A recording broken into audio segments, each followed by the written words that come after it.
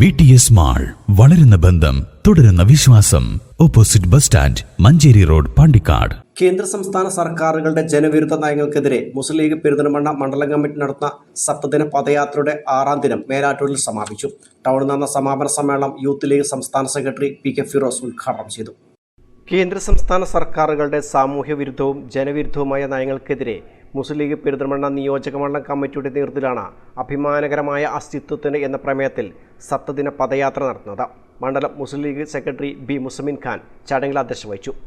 Najeeb Kanthapuram MLA, Muslim League ജില്ലാ secretary Usman Thamarth, AK Nasar, advocate Salam, AK Musthafa, UT Munsheer, Rasheed Melattur, PP Usman എന്നിവർ പ്രസംഗിച്ചു.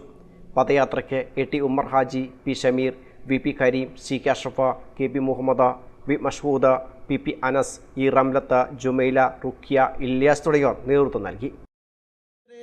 യുദ്ധം ഈ രാജ്യത്തിന്റെ ആവശ്യമാണെങ്കിൽ, അനിവാര്യമാണെങ്കിൽ അത് നടത്തുന്നത് രാഷ്ട്രമാണ്. ഞങ്ങൾക്ക് മോദിയോടുള്ള എല്ലാ വിയോജിപ്പുകളും, ഇന്ത്യ രാജ്യത്തിന്റെ പ്രധാനമന്ത്രി എന്ന കസേരയിൽ ഇരിക്കുമ്പോ മോദിയോടുള്ള വിയോജിപ്പുകൾ വേറെയാണ്, രാഷ്ട്രത്തിന്റെ വികാരം വേറെയാണ്.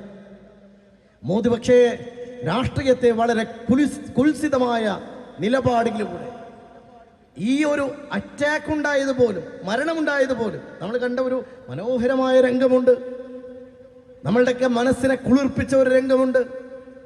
ഇന്ത്യ രാജ്യത്ത് ഏറ്റവും കൂടുതൽ ഭയാനകമായ വർഗീയതയ്ക്ക് വേണ്ടി കശ്മീരിലെ ആക്രമണത്തെ മാറ്റി തീർക്കാൻ വേണ്ടി ശ്രമമുണ്ടാകുമ്പോൾ ആരതി എന്ന് പറയുന്ന പെൺകുട്ടി, കൊച്ചിക്കാരനായിട്ടുള്ള പിതാവിൻ്റെ മകൾ, അദ്ദേഹം അവിടെ വെച്ചാണ് മരണപ്പെടുന്നത്. ആ ഏറ്റുമുട്ടലുകളിൽ തീവ്രവാദികളാൽ കൊല്ലപ്പെട്ടു അദ്ദേഹം. ആരതി കേരളത്തിൽ വന്ന് പറഞ്ഞ ഒരു കാര്യമുണ്ട്.